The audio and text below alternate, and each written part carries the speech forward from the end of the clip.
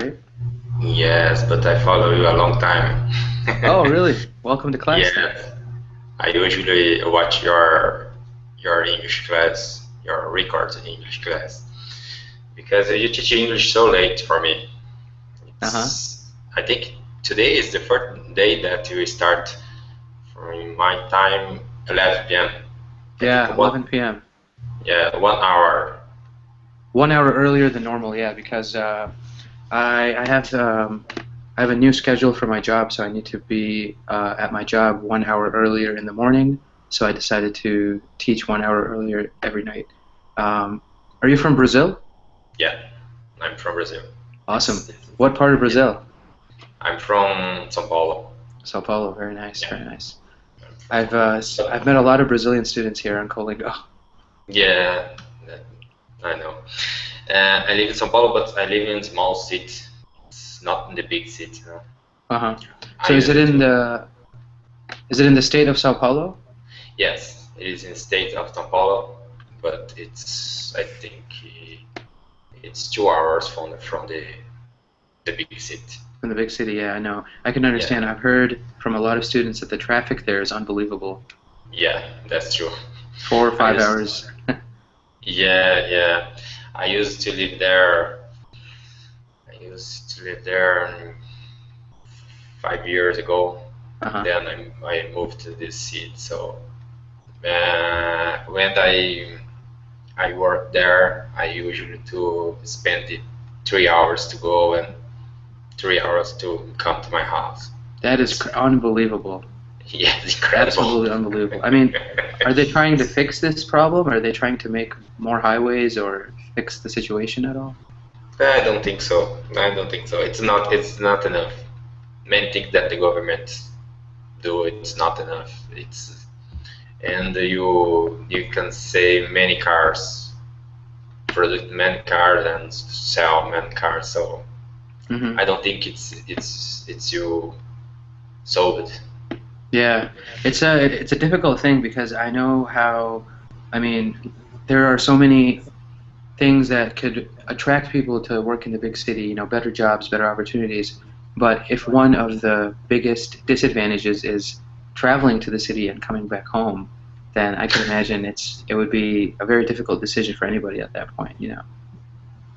Yeah, we have a jobs that pay more in the big cities like São Paulo, but many guys don't want to go there. Yeah, yeah, They because pref- they, what's the they cost of pref- living inside Sao Paulo if you didn't want to live far away, if you wanted to live in the city, maybe like downtown Sao Paulo? Is it very expensive? No, I don't think so. I think it's the same that the city that I live. It's, Uh-huh. I think it's the same. But if you live in the big city, in the middle of the big city, I think Uh-huh. the rent of house, the rent of apartment, I think it's more expensive. Yeah, yeah. No, I think that might be one of the main reasons that maybe people like we know, especially if you are a young professional, if you have a family, you might want to live, further away. Hey, how's it going, Kwang? Good to see you again.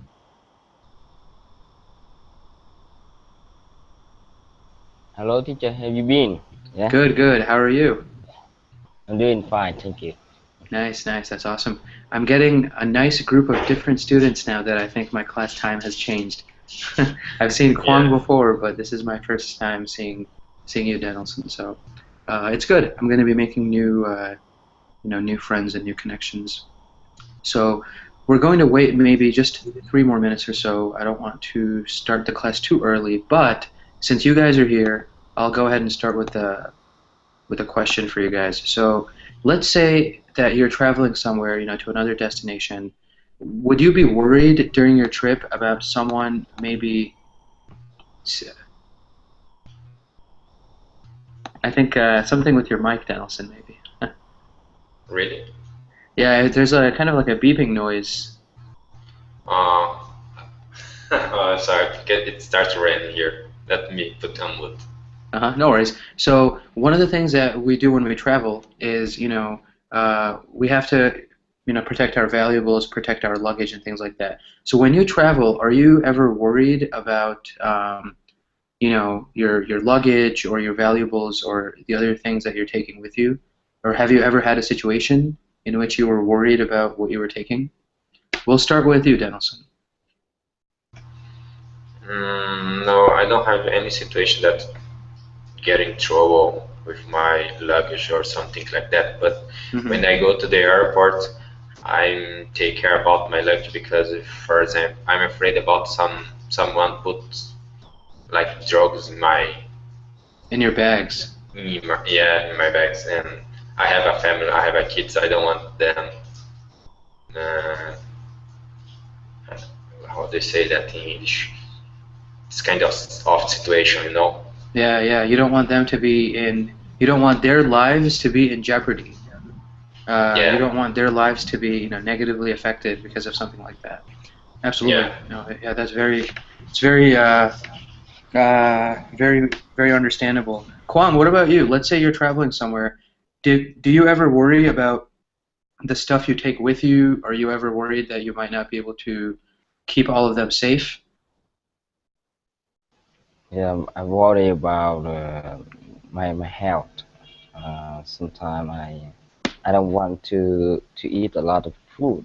When I travel to the new place, um, I usually care for the food, and the the most thing I care is the weather and food. So, yeah. So the weather and the food, but in terms of things that you carry with you, things that maybe you can take with you, do you ever find that to be a problem? Maybe your bag, your luggage, anything else like your clothes. Do you ever worry about those things, Kwang?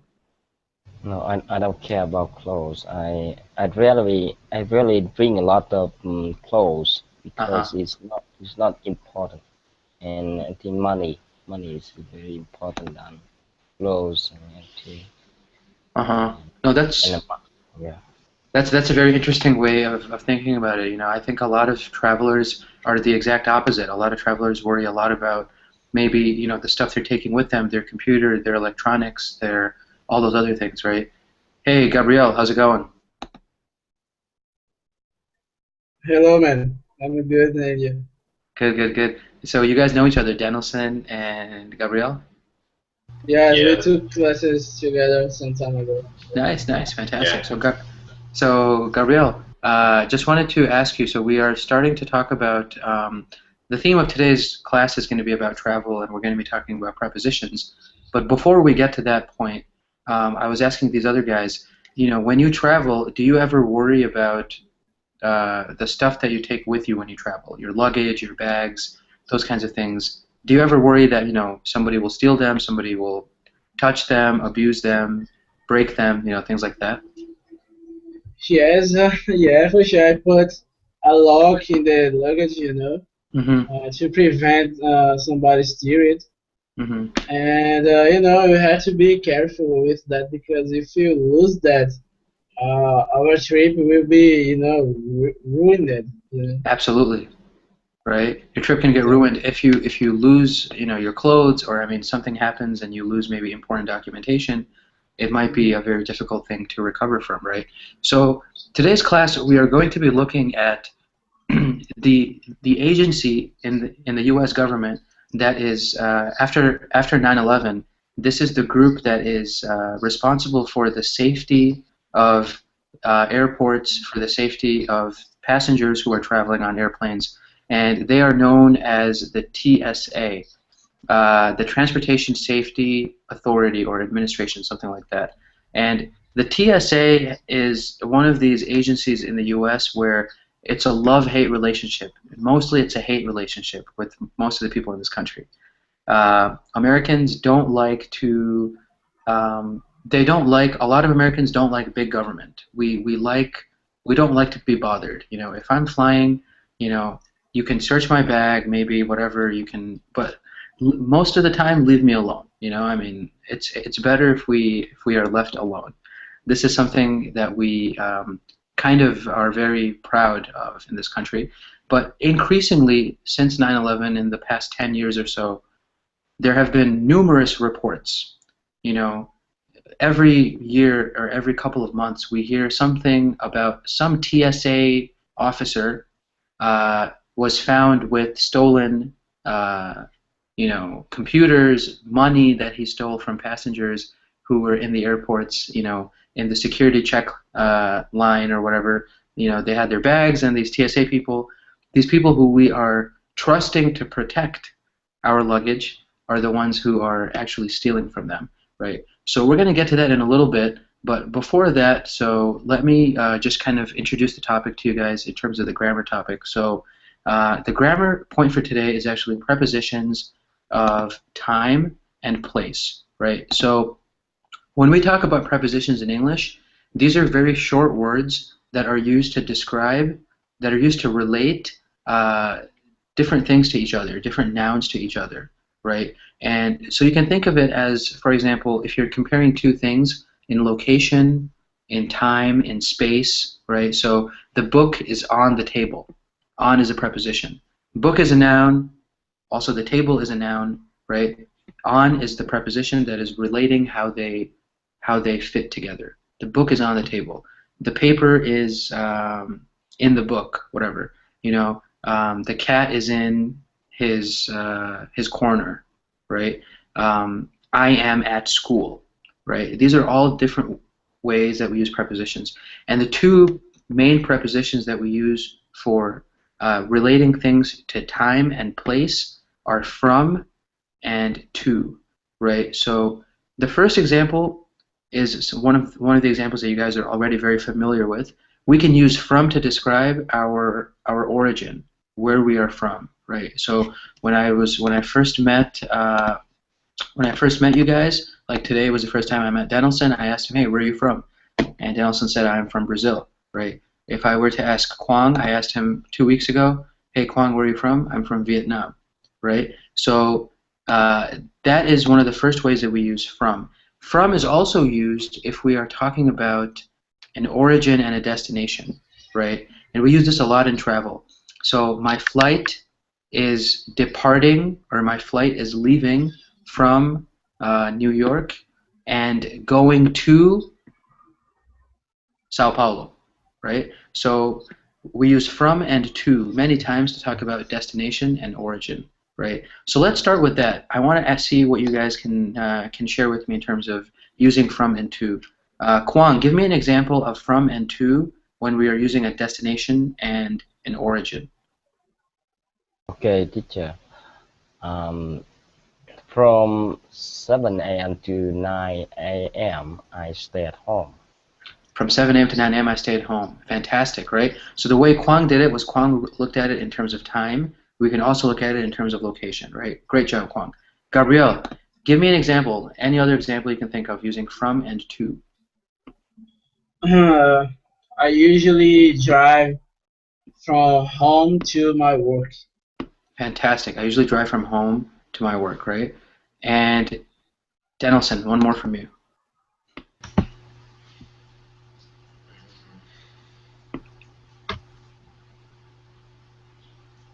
Let me see. Sure.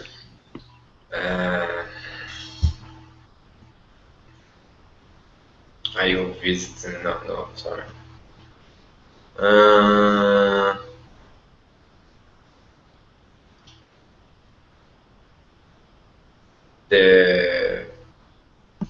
The road start from kilometers 29 from kilometers 29 to 80, for example, and finish at 80. Yeah, that's a great thing about it. So the road starts from kilometer 29 and goes until, or goes to kilometer 80, right? So that's one way that you can use to talk about that. Or any other example when we talk about planes, buses, cars, whatever, right? The bus goes from Sao Paulo to Recife, right? Any example. So those are all great ways to think about from and to. And so I guess the other aspect of it is also that if we are, we can also use from and until, right? And this is something that we use more for time than place, right? Than for location. So, for example, Kwang said, from 7 a.m. to 9 a.m., I stay at home every morning, right? So instead of saying from 7 a.m. to 9 a.m., Kwang could have also said from 7 a.m. until 9 a.m., right? They mean the exact same thing. We use until for time. We can use to for both time and location, right? So let's see. Denelson, why don't you give me an example using time in this case now, using from and until? I work from 7 a.m. until 5 p.m. Fantastic. I work from 7 a.m. until 5 p.m., right? That's a pretty long day. That's a good 10-hour day, right? Yeah. Same thing with you now, Gabriel. Give me another example of that. I will be playing soccer from 2 p.m. until 4 p.m. I will be playing soccer from 2 p.m. until 4 p.m. Fantastic. And last but not least, Kwang, give me one more example using from and this time until. Okay, teacher. I teach taekwondo class from 5 p.m. to 7 until 7 p.m. You teach a taekwondo class from 5 a.m. until 7 p.m. Yeah. That's 14 hours, my friend. 5 p.m. Sorry, 5 p.m. to 7 p.m. Yeah, that's still 14 hours. No, right? 5 p.m. Oh, 5 p.m. Yeah. Fantastic. Okay. So that's just 2 hours. Okay. I was gonna say, because I saw your picture here, and it does look like Taekwondo. But if you were doing 14 hours of Taekwondo, you'd be the next Bruce Lee. Good. I use it to fight Taekwondo. It's very good. Yeah, right. I think it's from Korea, right? Or is it from Japan? Korean. It's from Korea. Okay, very cool. Yeah, karate is from Japan, and Taekwondo is from Korea, and I think what's another one? Judo is also from Japan, I think, right? Yes. Yeah, judo is very popular, I think, in Brazil. I've noticed it. Mm-hmm. And jiu-jitsu too. Jiu-jitsu, yeah. Jiu-jitsu is, I think, native to Brazil, right? It's from Japan, but in Brazil have a kind of spin-off, Mm-hmm. Jiu-jitsu. We have our own style of Jiu-jitsu. That is awesome. Gabriel, please write out your martial art in your country. Gabriel. What? Can you repeat, man? Can you write out to me your martial art in your country you just mentioned?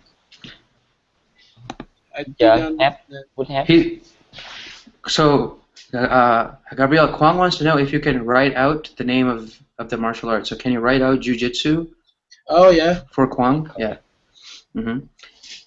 Jiu-Jitsu, huh? And then Brazil also has its own capoeira, right? That's the native to Brazil? Yes. Capoeira is from the Africans that came here in the slave phase of the beginning of Brazil when the Portuguese arrived here. Yeah, it's so amazing. I want to learn capoeira maybe one day. Yeah, I used to fight capoeira when I was an adolescent, Mm-hmm, and a little time ago, a few time or a little time? A while ago. You can say a little while ago. A little while ago, yes. I was fighting Taekwondo, and I got the wild belt. Mm-hmm. Only the wild belt. It's the second one. That's awesome, man. That's so cool. But so yeah, Kwang, back to the sentence. Great job, right? I teach Taekwondo, or I fight Taekwondo from 5 p.m. to 7 p.m. Fantastic, right? So I think you guys understand all these examples. The one last example that I want to focus on a little bit is when we use the preposition through, right? So when we use through, and there are a few ways to spell through in English. We are talking about the through that's spelled T-H-R-O-U-G-H, right? So when we are talking about through, we are talking about passing passing through time or place, right? So one of the best ways I think about it is, you know, if you're talking about someone in history, right? So I don't know, someone famous, like let's say like Abraham Lincoln in the U.S., right? Abraham Lincoln lived through the Civil War, right? So he spent some of his life, and he lived through the Civil War. He lived during that time. Adolf Hitler did not live through the end of World War II, right? He killed himself in 1945, right? So he did not live through the end of World War II. And the same thing we can say for a place, right? And the best way I think about it is, for example, to travel from Argentina to Brazil, I passed through Uruguay, right? I drove through Uruguay to go from Argentina to Brazil, right? So you are passing through a location. And you can even use it to say, like, I passed through a forest to come to this house, right? I passed through a desert to come to this house. Whatever you want to say about location, right? So we have two examples. Through, once again, we can use for location or for time. So, Danielson, let's start with you. Or, I'm sorry, Danielson, yeah. Let's start with you. What is an example of using through? You can use time or place. It doesn't matter in this case. Okay. To go to Recife, I needed to pass through the principal road, for example. Mm-hmm. To go through Recife, I need to pass through the principal roads, right? Fantastic. Yeah. Gabriel, what about you? Oh my gosh. Let me see. Sure. I have to explain that concept through a discipline. I have to explain that concept through a discipline? Exactly. Okay, so that's a really interesting way to think about it, right? So this is, you're saying that you are teaching something through something else, right? Exactly. And like to explain some idea, I have to explain something through design, maybe. You know? Through a design or through some kind of a presentation, right? Yeah. Or yeah, so fantastic, right? So that's a very creative way to use through, right? So you are teaching something through a presentation, through video, through audio, right? That's another way we can use through, which is not really place or time. It's another great way to use through, however. So, and Kwang, last but not least from you. Okay, teacher. It rains heavy through in summer in my country. Mm-hmm. It rains heavily. Heavily. It's rain heavily through summer in my country. Fantastic. It rains heavily through summer in my country, right? So if I am in Vietnam and it's June, I should expect that it'll be very rainy until maybe August, right? Correct. Yeah. That's right. Yeah. Fantastic. So that's how we use through. That's how we use from and to as well, right? Do we have any questions, guys? Yeah, go ahead. Yes. Can I say this custom goes through generation or pass through generation? Yes, fantastic. That's a great way to think about it. So this is, we are talking about the passage of time, right? Time is passing through generations. So this custom was passed through the generations, right? In English, one of the best ways that we use to say that is was passed down through generations or handed down through generations, right? So let's say my dad had a very old book that he got from his dad, that he got from his dad, that he got from his dad, all the way down. That book was passed through the generations. Good. Yeah, great question. Any other questions, guys? So we have from, we have to, we have through, all of these different examples. Teacher, may I add, teacher? May I add? Yeah. I go with my family to a village in the country or at the country. Teacher. I go with my family to a village in the country or at the country. It's actually going to be in the country in this example, right? So I go with my family to a village in the country or in the countryside, right? Yeah. Because we're describing a location that is kind of enclosed by another location, right? So your village that you're going to is within or inside a larger geographical area, right? So it could be in the countryside, it could be in the forest, it could be in the mountains, right? Because of that, we use in that example. Thank you, thank you. Yeah, no problems. Anytime you guys have questions, ask me, because sometimes I keep talking and if there's nobody on camera, then I have no idea. I'm just like continuing to talk, right? So great. Looks like we all understand what's going on. Let us quickly jump to this article then.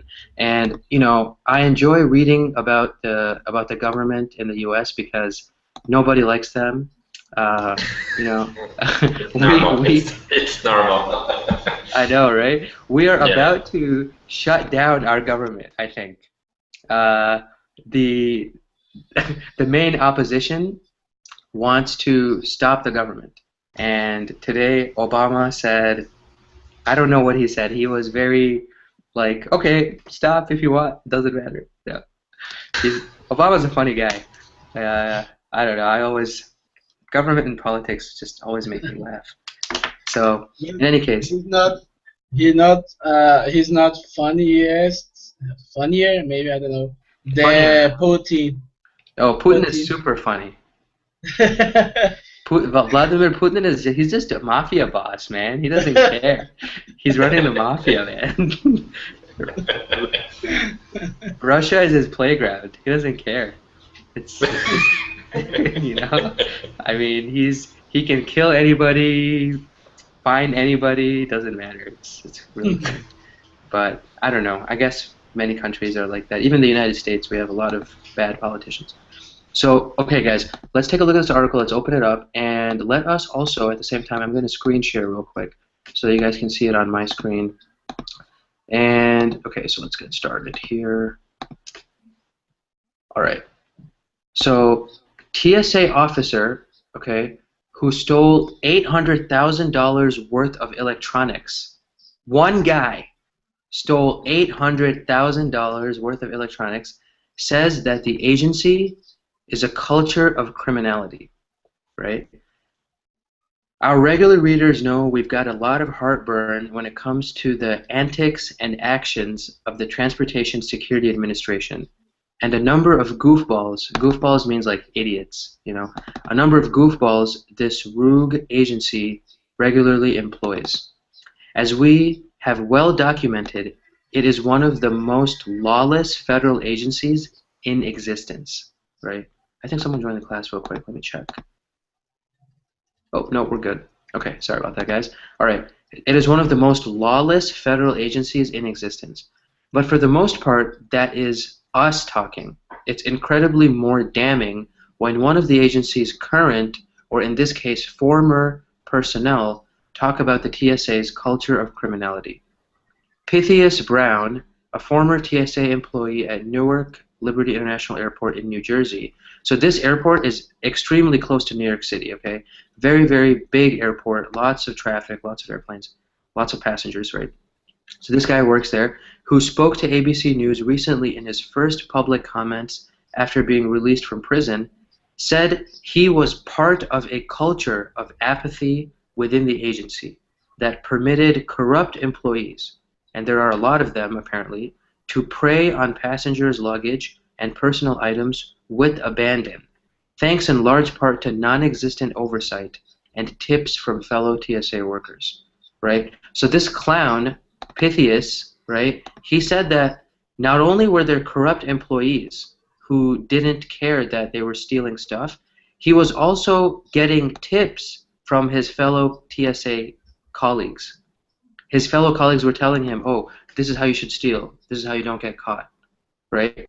So it was very commonplace, said Brown, who admitted lifting in excess of $800,000 worth of items from luggage and security checkpoints over a 4-year span. It was very convenient to steal. Brown told ABC News his lengthy crime spree came to a close only after he tried to sell a camera he had stolen from the luggage of a CNN producer after forgetting to remove all of the stickers identifying the network. It became so easy, I got complacent, he said. Brown is but one of scores of TSA thieves who have been fired for stealing passengers' items in the past decade. The agency says 381 of its agents have been fired for theft between 2003 and 2012. 11 have been fired so far this year. Of course, in a statement to ABC News, the rogue agency said it has a zero-tolerance policy for theft and terminates any employee who is determined to have stolen from a passenger. Incredibly, the agency went on to claim that theft is not a widespread problem, saying the number of employees fired represents less than 0.5% of officers that have been employed by the agency. Right? So I'm going to skip some of these parts here, and I'm going to go to this right here.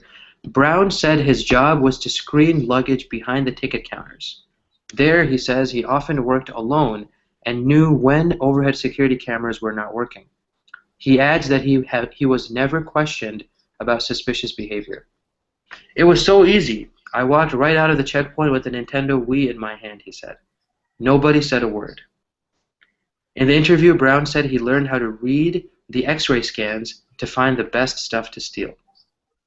I could tell whether it was cameras or laptops or portable cameras or whatever kind of electronic was in the bag, said Brown. When he was arrested, Brown was offering more than 80 cameras, video games, and computers on his personal eBay page. It was like being on drugs. It was, he said. I was like, what am I doing? But the next day, I was right back at it. Right? So we'll stop there. I think that's enough embarrassment for one night. The United States is just a lawless, I mean, God knows what will happen to us as a country. But, you know, this agency, I fly every week, almost every week or every other week, and I always pass through TSA in my local airport, right? So for someone like me who reads this, who carries computers, who carries, you know, valuable, expensive stuff, I mean, I'm speechless, you know, that this is even happening. So what do you guys think? Let's start with Kwang. Kwang, do you think criminal activity is easy to do if you are in a situation like at the airport and it's a corrupt environment? Do you think that it's something easy?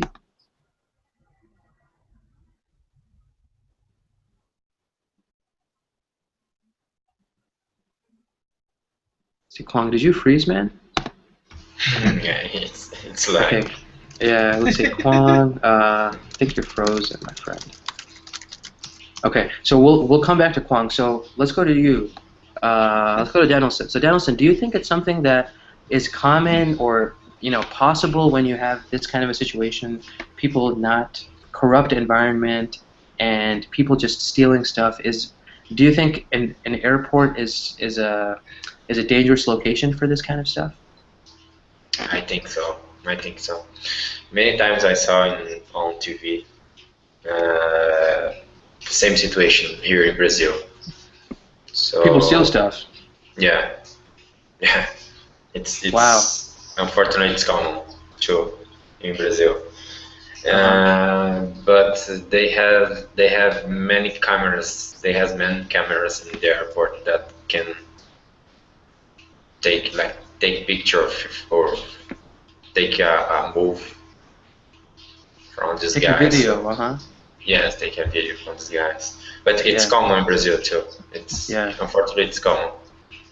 Well, I mean, so Kwang, I think you're back now, man. The question I asked when I was talking to Danielson was, you know, do you think that, you know, criminal activity is easier in a place like an airport, in a place that's, you know, busy and everybody is, you know, is in a hurry and people just want to leave their things and go, you know, does that help these criminals steal stuff, that kind of an environment?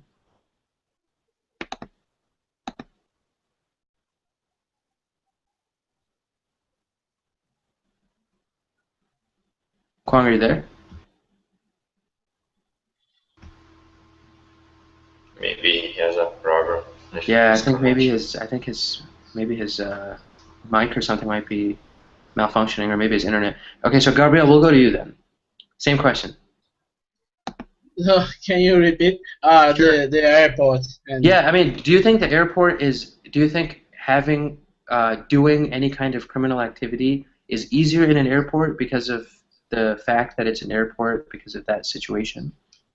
I don't think so, because in airports you have a lot of cameras and officers, and you know, a lot of people that are like watching you everywhere in the airport, like avoiding traffic, drugs, and illegal products.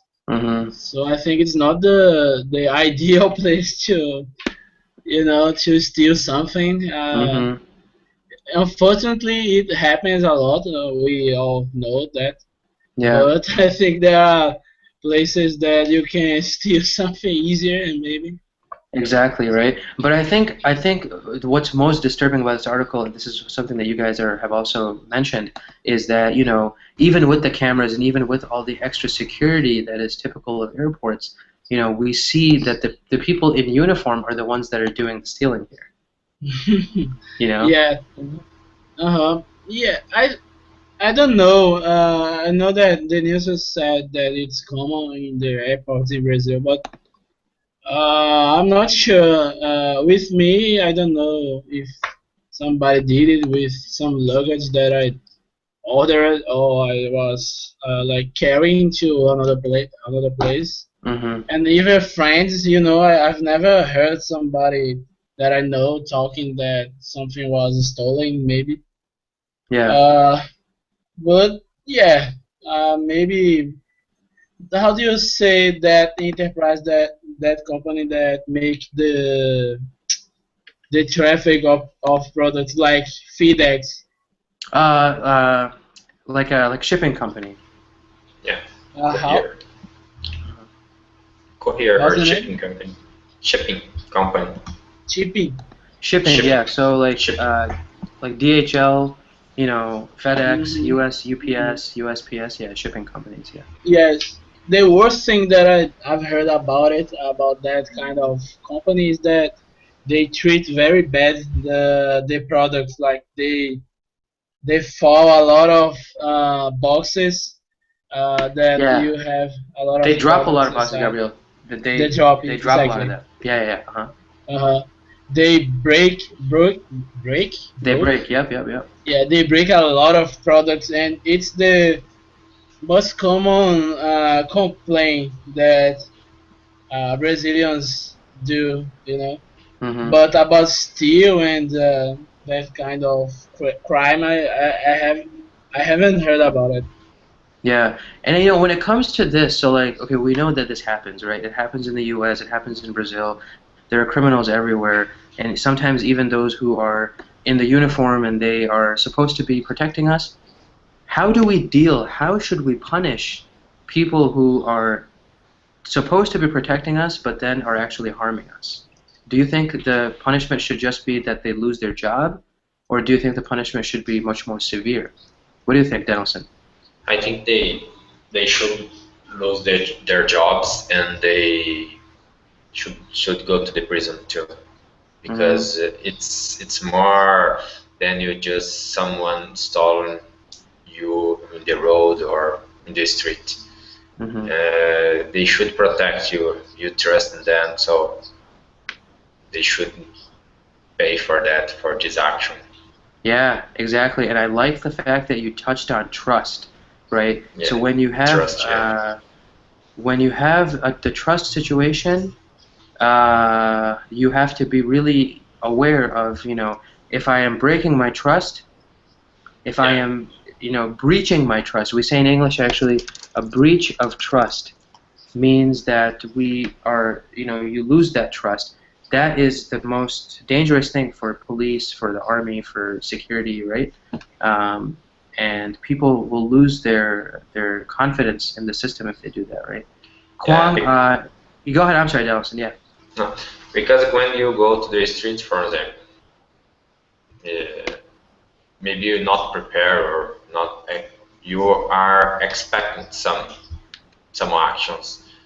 But when you go to the airport and put all your things there, you trust in these people, you know. Yeah. I think it's worse than other situation. Absolutely, I completely agree. Completely agree. Kwang, no worries, man. I see that you had a little bit of a maybe something with the internet, but I wanted to ask you as well, Kwang. So, do you think people like this, who police or security who are stealing from passengers, what should their punishment be? Should it be the same as a normal criminal, or should it be much more severe?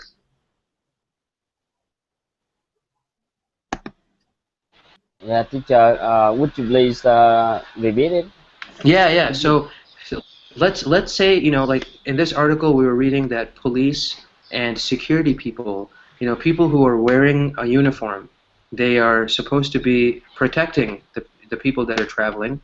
These same people are stealing from the people that are traveling. So when you catch a common thief, somebody on the street, maybe a pickpocket, right? You can punish a pickpocket maybe with jail, right? But if it's police that are stealing, if it's security officers who are stealing, should their punishment be the same as a normal criminal, or should it be much more severe punishment? Yeah, I think it should be a severe punishment. In your opinion, you mentioned that the police are a big pocket. Is it correct? Yeah, the police or the security services essentially, right? So yeah. customs, those people. Yeah. And I mean, why do you think it should be severe? I mean, is it because, like we heard from Danielson, that there's a trust problem here, right? Because you trust the police, you trust the security people. Do you think it's because of trust, or is it because of other reasons, maybe?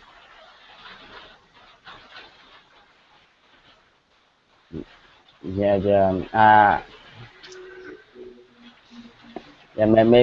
I will answer.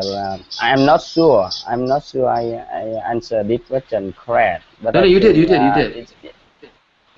Is it a criminal? It should be a criminal and have a severe punishment. Because this action I do not accept it. Yeah. And people have anyone has a normal life. You need to work and to find money, but when you take the money from the other, I think it is the wrong action. Yeah, I agree. I agree, and I think, I mean, let's hear from Gabriel. Gabriel, do you agree with these guys, or do you have a different idea? Sorry, what's the point? No, I wanted to know. We heard from both Danielson, and we also heard from Kwang that the punishment should be more for police and security who steal from passengers. Do you agree with that, or do you think that maybe their punishment should be less or the same or whatever? Good question. Yeah, I think it should be the same because, or not, maybe harder one. Can I say it? Harder? A more harsh. We can say harsh or severe, right? Yeah, a more severe punishment because they are, they are taught. I don't know. To protect the population and to arrest bandits and robbers, criminals, thieves. Yeah, exactly, right. Exactly, and they do things like that. It's completely the opposite. You are taught to help people and to arrest that kind of people like thieves, and you do the same thing. Maybe the government should make a punishment, more severe punishment to them. Yeah, no, I completely agree, and it's one of these things that, I mean, we can talk about these for many, many days, but how much it will actually happen. One of my favorite lines, missão dada é missão cumprida, right? I had to share this with you guys because Kwang, this is a very famous line from a very famous Brazilian movie called Tropa de Elite. Did you see it? Trevor the Leech. Yeah, I saw it. It's amazing. I always tell people about this movie. I love this movie. It means. Did you see both of them? I saw both of them. Yeah, I saw 1 and 2. Yeah. Yeah. Absolutely. It's so good. But anyway, Kwang, I think you'll really like this movie as well. A lot of fighting, a lot of shooting and stuff.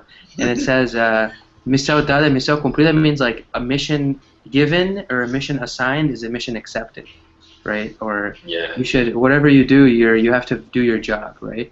And it's true. I mean, you look at the situation in so many parts of the world. Police are corrupt. I mean, you look at my country. I'm from a small country called Bangladesh. My parents are from Bangladesh. And when you have poor people and when you have security services are, corrupt and they are paid very little, right? I think that's a big problem. The TSA, they don't make a very high salary, and they are working very long hours maybe or whatever, and every day they are seeing, iPhones and iPads and MacBooks and thousands of dollars of electronics and, valuables that are going under their watch, right? And it's very difficult, I think. I mean, once you find out that you can do it easily, this guy said in his article, it was a drug for him, right? He just got addicted to it. I can do this more. I know when the cameras don't work, so I can steal during those times, right? A very difficult scenario. Sometimes I feel that, it's because it's a bigger problem than what we see here. So, Kwang, I'm going to ask you the next question now. Yeah, do you think putting more police or more cameras, I mean, are those ways that we could solve this problem, or would that not do anything to fix the situation? Yeah, I think we should do it because the camera can take the photo for the drive. Yeah, the criminal. You cannot survey anything by the normal eyes. You should use camera to take the photo. So the criminal cannot answer or cannot answer anything when you catch the criminal.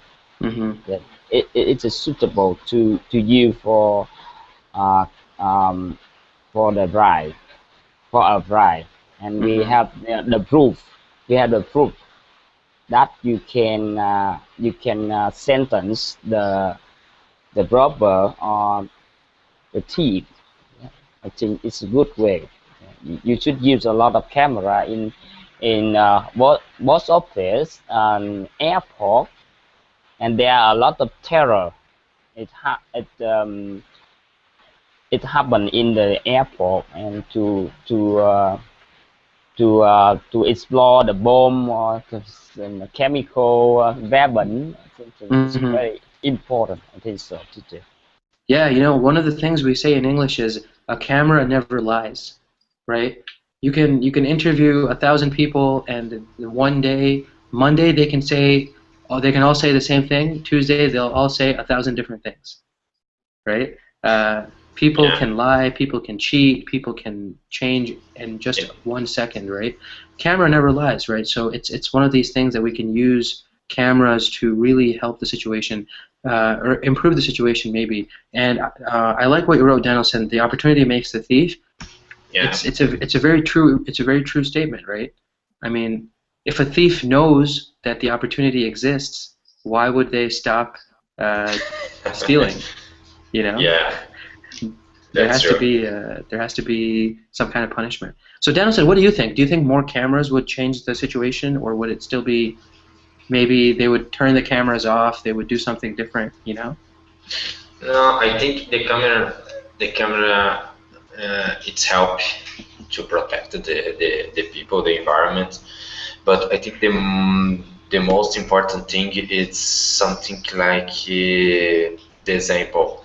For example, if you get some guy stolen some bags, you should fire him and call the police, something like that. maybe he should be punished, you know, and the other guys needed to know about that. You know? Mm-hmm. Yeah, and with this guy, right? So they didn't say in the article, this guy stole $800,000 of electronics. That's like too that much. is ridiculous. Yeah. Absolutely ridiculous. Like that is nearly $1 million of electronics that he stole, and he was selling this stuff on eBay. eBay. That's funny. Right? I mean, he's not a very smart thief. Right? You can. Go ahead. Here we have service that people like rent bikes, you know. Yeah. In Brazil, some cities like Rio and Recife, we rent bikes. And last week we saw a man selling that bike in a website. What an idiot! That is hilarious. That's ridiculous. Oh my god. And this guy, how did he get caught? He was selling a camera that belonged to a CNN producer. Ridiculous. He didn't even remove the stickers from the camera. It said CNN on the camera. He didn't remove it. How do you call these tickets? Sticker. A sticker. A sticker, yeah. So the small thing you can put on anything. It sticks to, computer or laptop camera. Complete idiot. I'm sorry, go ahead. Yeah. No, company usually put this sticker in our equipment, right? Yeah, not only that, I mean, sometimes they actually, they etch a number, like in the metal, they write a number, right? Yeah, to control. Exactly, so that people know, and if somebody finds it, Gabriel, what do you mean by this? It's like when you are sick, like Daniel, so help me. Oh, okay. When you're Bless you. Like salud, we say in Spanish salud, right? Yeah. In Spanish we salud. So in English we say bless you, yeah, or God bless you. Yeah. When you are like when you do this action, I think Gabriel asking us about when you do this action, like it. Oh yeah. So when you do that, you are cold, Yeah. When you're cold and when you sneeze. Sneeze. Yeah, when you sneeze is what's sneeze in Spanish? Yes, in Portuguese is espirrar. Yeah, I think it's the same. I think it's very similar. Honestly, I forgot the Spanish for sneeze. 1 second, I have to figure it out now. I'm gonna have to look for it. Estornudar. Okay. Estornudar in Spanish, yeah. So, and I think to cough is Spanish is toser. Toser is to cough. Toser. And Portuguese, I think it's toser also for you guys. Toser, So that's awesome. But anyway, guys, when it comes to this stuff, right? I mean, we have a couple minutes left, so I wanted to just ask, does this article, reading this article, I know it's specific to the TSA, but does it make you distrust authority? Does it make you more likely to not trust the security services, or is it just something that is not news to you, normal, whatever happens? For me, I think it's normal. Don't trust, and today it's very difficult to trust someone that you don't know. Yeah. You need to take care about your things everywhere. It's not from Brazil or other countries. In US to Canada, you have a bad people everywhere. Everywhere, and I'm going to use my second favorite line. O inimigo agora é outro. It's another line. It's not really relevant to this conversation, but I had to use a line from. I had to use also from the second movie. Once again, Kwang. This is another line from the second movie. It means, what does it mean, guys? Like the enemy now is another enemy. Yeah, exactly. Yeah. like the state is the enemy now. Yeah, because he discovered that the enemy is not the guys, but the government. Exactly, exactly, right. So, Gabriel, what is... It's become from the government. Yeah, it's from the seguridad, right? What is that called? Sistema de seguridad or something in Portuguese, like the... Sistema de segurança. Yeah, exactly, exactly. So, Gabriel, what did you write here? Quem fiscaliza a polícia?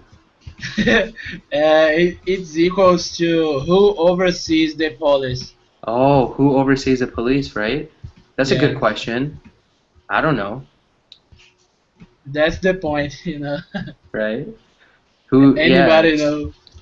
Nobody knows that, right? I mean, is it the same situation in Vietnam, Quang, where you know, do we have a lot of corruption in the police force there, or is it not so common? A lot of corruption in my country. Yeah. Really? A lot of, yeah. My country is the most corruption in the world. No way. That is so surprising, because I know every year some African country like Nigeria always wins the award most corrupt country of the year. But it's sad. I think every area of the world has, you know, corrupt people, but I don't know, guys.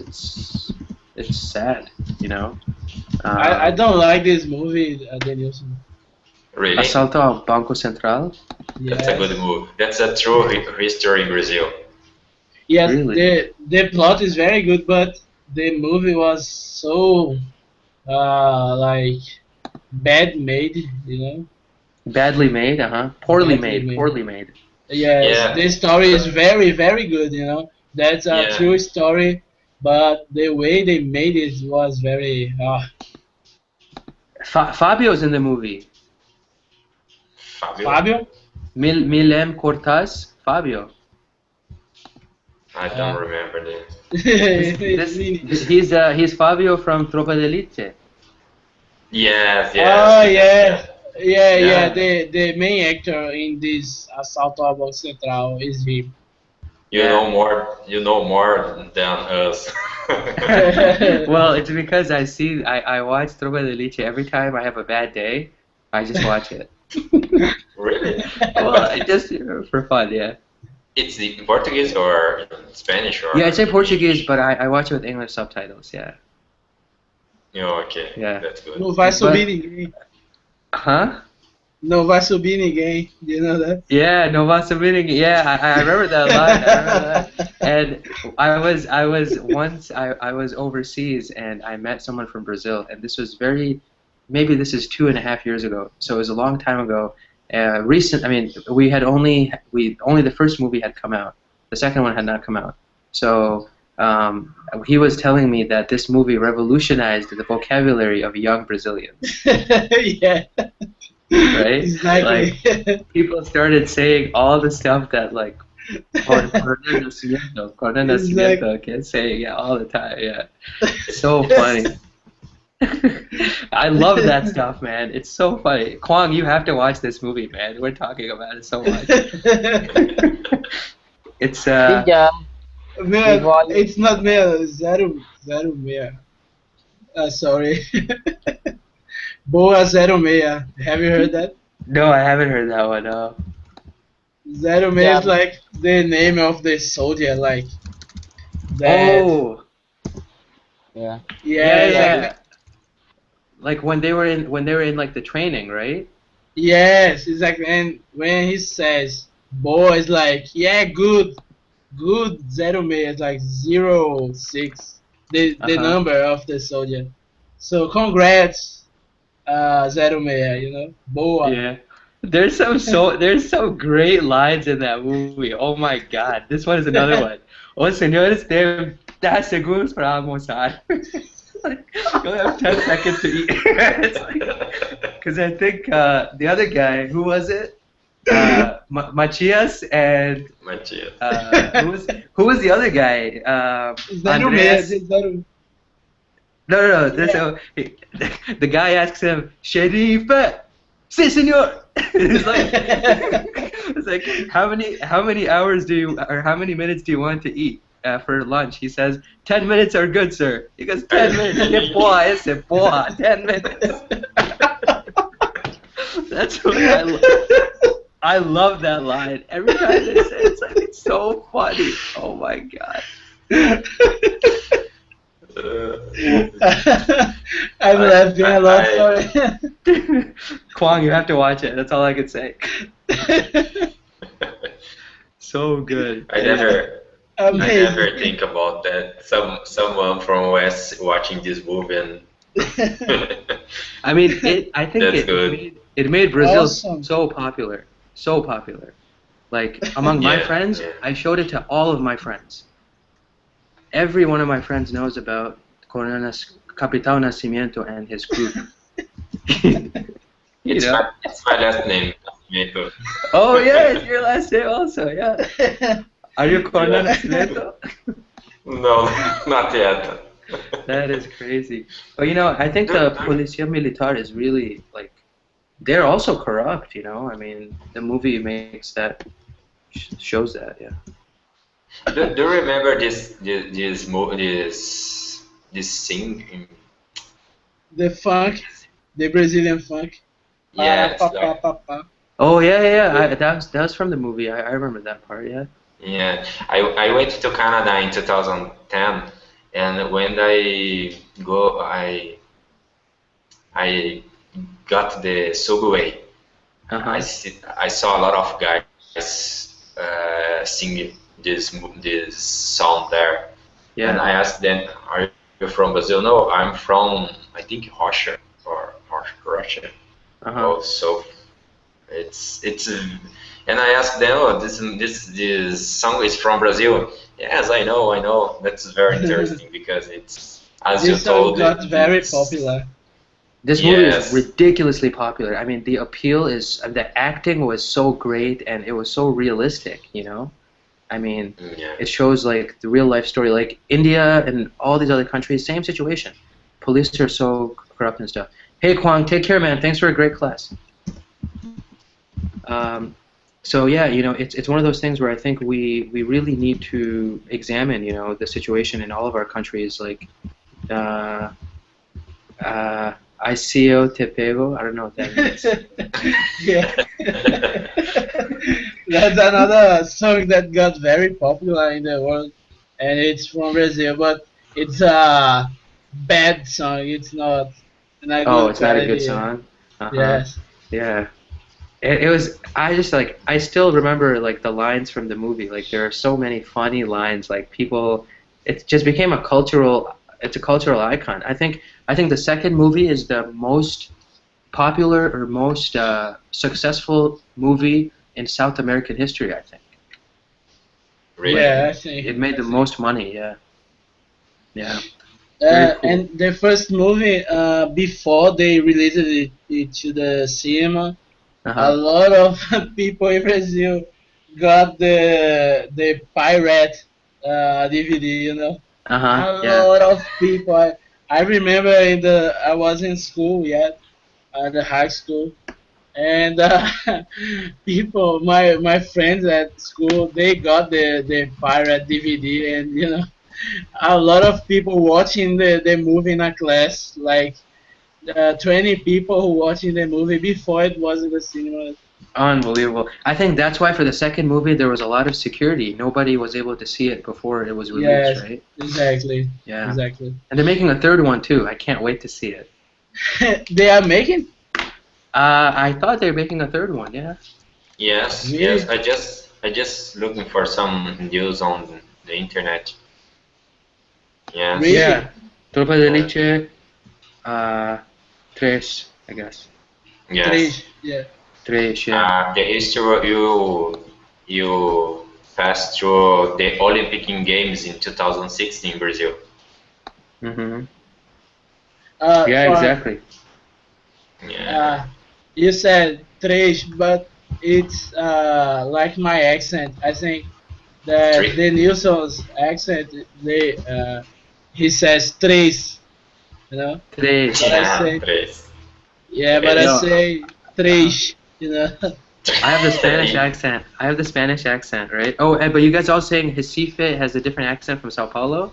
Yeah. Totally different. Totally different. Yeah, wow. It's like I can three, I say tres. And Gabriel? Tres. Tres. It's tres, yeah. And Rio de Janeiro has a different accent. People from Rio de Janeiro have different accents too. Same everywhere, yeah. It's the most peculiar, I think. Yeah, because Brazil it's a huge country, so you can find a lot of. Sometimes you didn't understand what the other guys are saying. Even though it's the same language, same country, right? The same language. Yeah. Guys, this website, it's not true, you know. Really? Oh, sensacionalista? It's not good? Yes, this is not true because it's like a humor website. Oh, really? Okay. Like news that are funny, you know, like they are all lies. It's called satire in English, actually. A satirical newspaper. Satire journalism. Hey, satire is. Yeah. How I can pronounce your name correct? Farhan? Yeah, Farhan. Fantastic. Yeah, that's the way to do it. Yeah. It's an Arabic word. It means happy. Okay. Oh, good. Yeah. I think it's pretty fair. I'm smiling a lot. Yeah. Let me ask a question. How time is there? It is 10 o'clock here. Just 10 o'clock? Yeah. Okay. So it's 2 hours behind you guys. It's midnight there now, right? 12. Yes, I'm going to sleep. Alrighty. Yeah. But yeah, no, it was really fun talking to you guys, though, right? Yeah, go ahead, Dan. But I think the next, yes, in September, August, let me see, October. Yeah, October 20th. You have we start daylight 7. It's summertime. In Brazil? Yeah. Yeah, we start November like 5th or something like that. Okay. Our daylight savings, yeah. Yeah. The other question for you is you starting new class every day 10 a.m. or 11 p.m. Sorry, my time. Yeah, 11 p.m. your time. Yep, every day, Monday through Friday, 11 p.m. In Sao Paulo. Yep. Okay, just one class. Just one class. Yeah, I'm thinking maybe of increasing my class to. I might offer another class on the weekdays as well, but not sure right now. Saturdays and Sundays, I have class from 10 p.m. Brazil to 1 a.m. Brazil on Saturday. And Sunday, I have from 7 p.m. Brazil to 9 p.m. Brazil. Farhan. Yeah. Are you a personal advisor? Personal? Oh, like a study advisor? Yes. No, not yet. No. Yeah, because all the teachers they don't have available time to do that for me, and you know there's only 5 teachers that do that, and the other ones I can't schedule that because there are no teachers available. Yeah. I am probably going to change my job in the next 1 month to maybe 2 months. And I think during this time when I am changing my job, I might move to another city. I think I'll have more time in terms of doing more classes and more hours. But if you want to set up some time, I can definitely help you guys out if you guys have questions or Gabrielle has added me on Facebook, Danielson. So if you want to add me on Facebook, yes, I just started your on Facebook yesterday. Yeah. I think you just accepted. Oh, okay. Oh, fantastic. So I must have not even looked. Sometimes I just accept anybody. But no, but that's great. That's great. Anytime you guys need help with anything, let me know if it's outside of class, if it's in class as well. Questions that we have at the beginning, at the end, or other topics that you might have a question on. I'll be more than happy. Sure, man. Okay. Yeah. Alrighty, guys. Have a great rest of the night then. Take care. Take care, man. Thank you. Bye-bye. Alrighty. Take care. No problem, guys. Bye-bye. Take care. Goodbye. Bye-bye.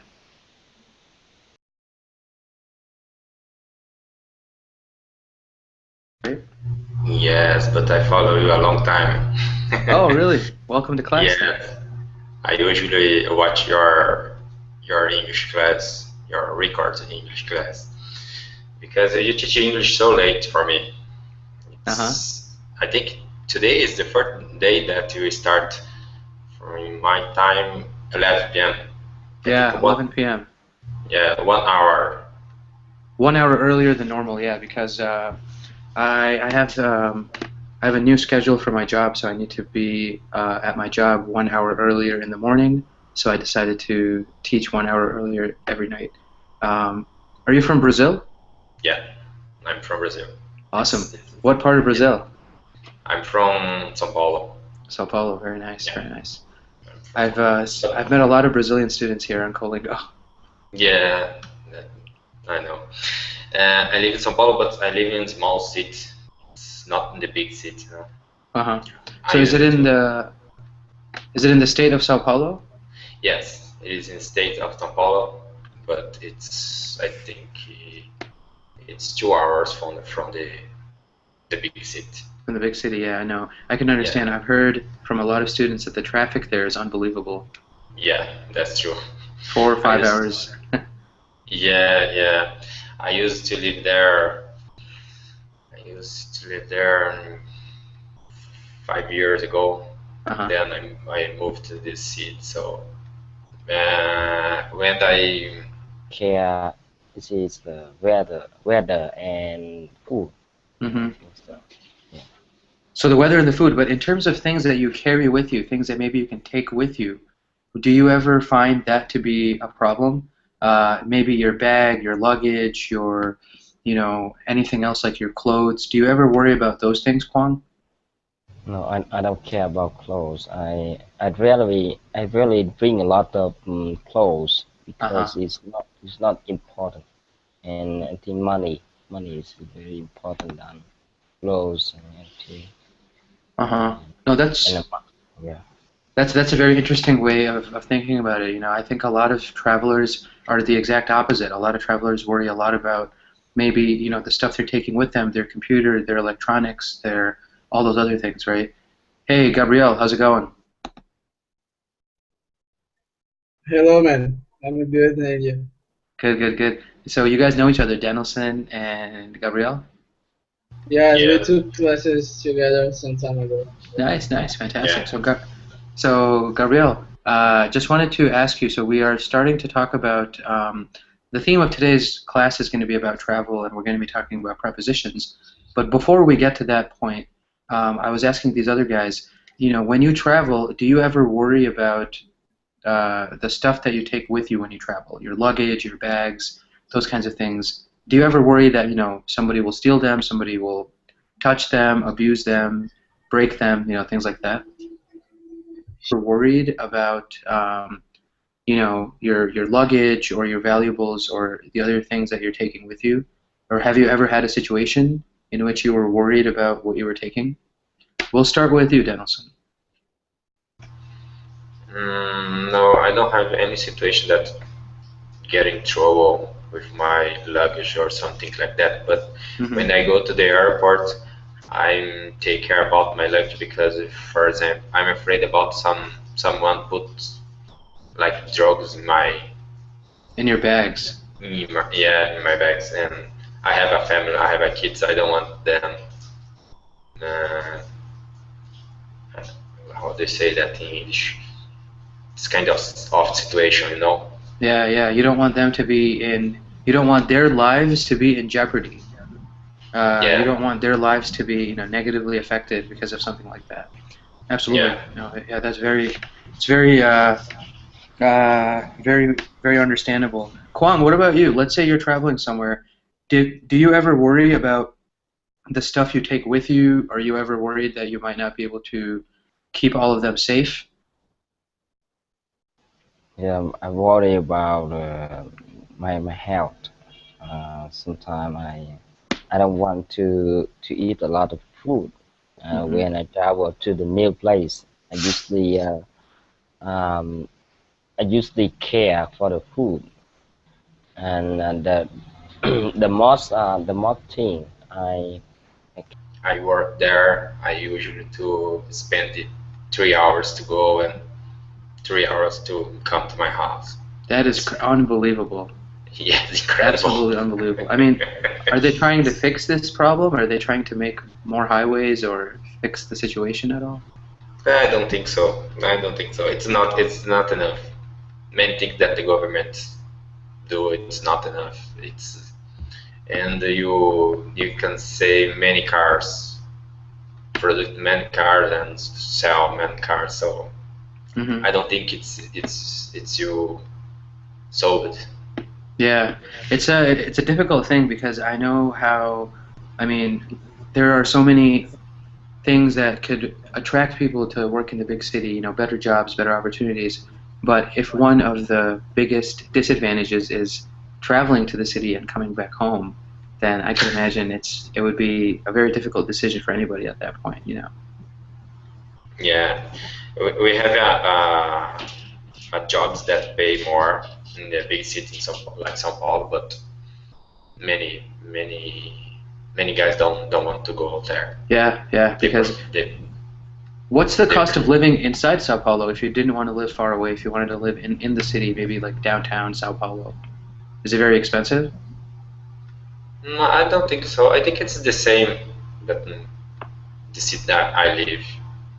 I think it's the same. But if you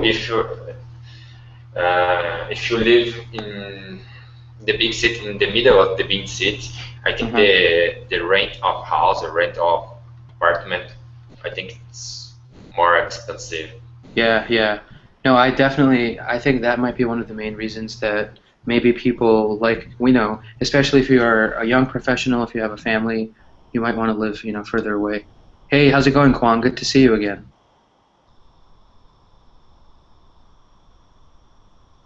Hello, teacher. Have you been? Yeah. Good. How are you? I'm doing fine, thank you. Nice. That's awesome. I'm getting a nice group of different students now that I think my class time has changed. I've seen Kwang before, but this is my first time seeing you, Danielson. So it's good. I'm going to be making new friends and new connections.